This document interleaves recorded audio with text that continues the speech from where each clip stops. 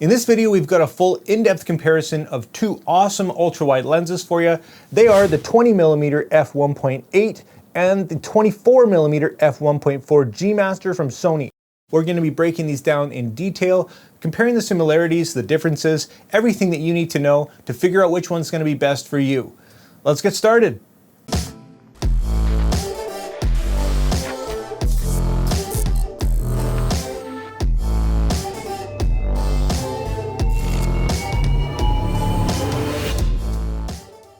Welcome back, and today we are doing a full in-depth comparison on the 20mm F1.8 Sony versus the 24mm F1.4 G Master.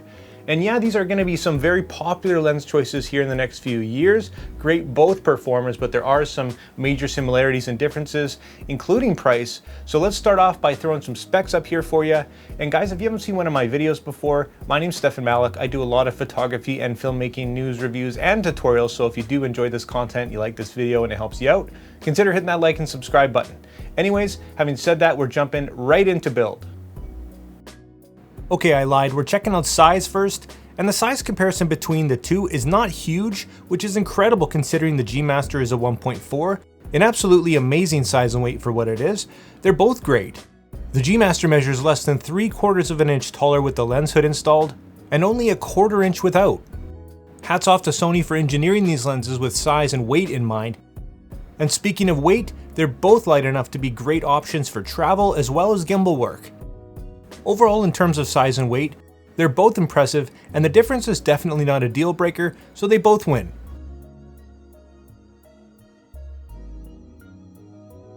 Next, let's have a look at the build and features. And honestly, if you were blindfolded, you probably couldn't even tell the difference. There are lots of similarities and a few differences as well. The G Master comes with a nice little soft travel case, where the 20mm comes with a little leather pouch. They both of course have an included lens hood. The G Master version has a material inside to help with reflections, while the 20 is just a standard matte finish. Upon picking both lenses up, the materials appear to be the same at first glance, but there's definitely some quality differences. They both got your customizable focus hold button, your automatic manual focus switch, as well as an aperture dial with on and off click selector.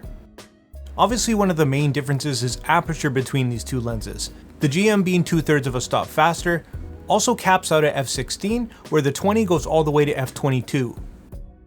Both of the focus rings are about the same, feeling light and accurate, and both are electronically coupled to your camera. They also have 67mm filter threads in common, as well as Sony's nano AR coating, which helps with flaring and ghosting. Both have quite a close minimum focus distance as well, but the 20mm does win in this regard. On the back, you'll find that both have nice sturdy metal mounts, as well as weather sealing, but the GM is just beefier. And that goes for pretty much every aspect of the lens. Everything is just a tiny bit better, from how the switches feel to the aperture ring. It's just on that next level. Both are very good, but it's not surprising that the GM wins the build category. Next, let's talk performance, and both are going to be great. Now keep in mind that these two lenses don't share the same aperture or focal length. Let's start off by looking at their autofocus abilities. They both share Sony's XD linear focus motors, meaning quick and reliable focusing in stills or video. Neither lens is the fastest that I've seen, nor are they built for it, and they both perform great in great light. Here's the 24mm in a low light stress test, and I was impressed by how accurate it was. And here's the 20mm in similar tests. It keeps up decently, but does fall behind in lower light situations. There's a confidence in the GM that the 20mm just doesn't have, and you absolutely get what you pay for, but I definitely found it hunting and slower to focus for the most part. Having said that, I am pushing the limits here, and in any regular situation, it's going to perform just great. In terms of stills, both lenses are going to perform even better than video, even faster and more accurate in my experience. And here's a few shots from each. Now both lenses are sharp and fantastic performers optically, and I'm not going to get into too much detail in this comparison. If you want to see a full in-depth review on either of these lenses, check out my video on each. I wanted to note something in terms of autofocus noise between these two. Having the same AF system, you assume that they're going to be identical, but it's not the case. I found that when shooting stills, the 20mm was perfectly silent, but the 24 did have some aperture noise. If I'm being honest, it annoys me.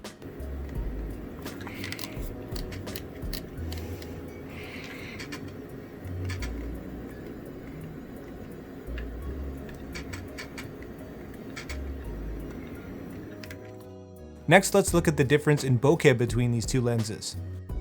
Here's 3 photos from each lens. Can you tell which ones are shot with the G Master? Keep in mind that the G Master has an aperture advantage of f1.4 over f1.8 for the 20mm.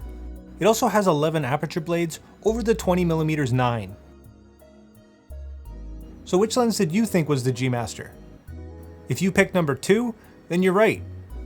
I personally prefer the transitions and the rendering in the G Master myself. I think it's very nice, especially for an ultra wide angle. However, the 20mm is no slouch either. Here's a few more test shots from the studio, and at the end of the day, it's going to be personal preference. They both look great.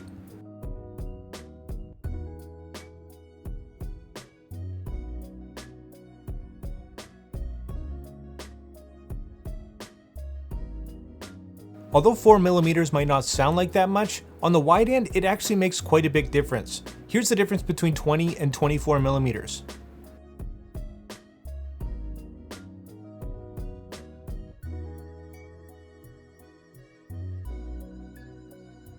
And here's the difference it makes in a landscape shot.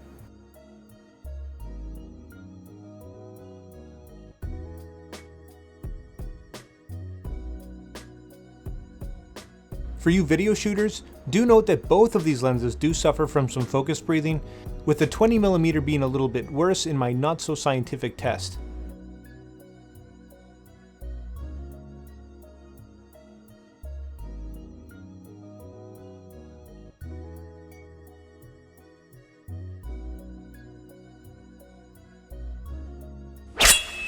So just quickly touching on the sharpness and optics of these two, these lenses are insanely sharp.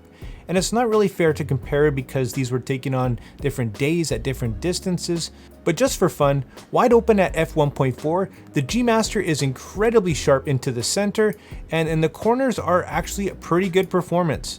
The 20mm wide open at f1.8 actually looks to be a little bit sharper, and the corners are probably, for me, even a bit more impressive. And this isn't overly surprising to me. Being an f1.4, it's a more complex lens with more glass, and therefore, in this case, maybe not quite as sharp. But in the end, we're splitting hairs, and these two are fantastic performers. As expected, both suffer from some vignetting wide open, quickly eliminated as you stop down, and I'm happy to say that distortion on both of these lenses is very well controlled throughout the entire aperture range. You're not going to go wrong either way here optically. A few more things to note: unfortunately, neither of these lenses are image stabilized, even though they're tailored toward video shooters, and the 20mm does have some floating elements inside to do with the autofocus system, so if you shake it gently, you may feel a little bit of a thump going on, whereas the 24 is completely rock solid. Looking at performance between these two as a whole, like I said, they're both great, but for me, understandably, the edge is going to go to the GM.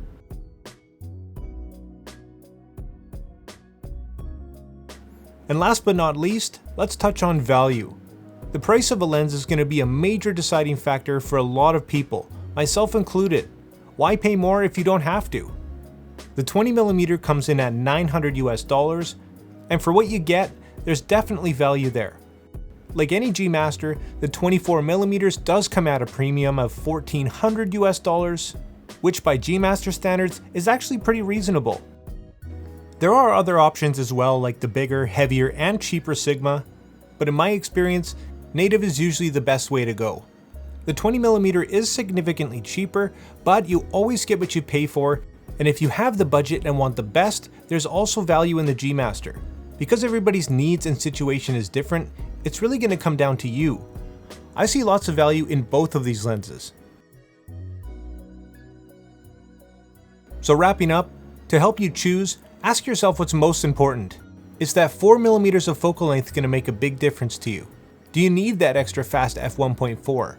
Is the $500 difference between these two lenses worth it for you? Only you can answer that. As usual, here's all my personal pros and cons for these two lenses. If you still can't decide, remember to check out my full in-depth review on both of them.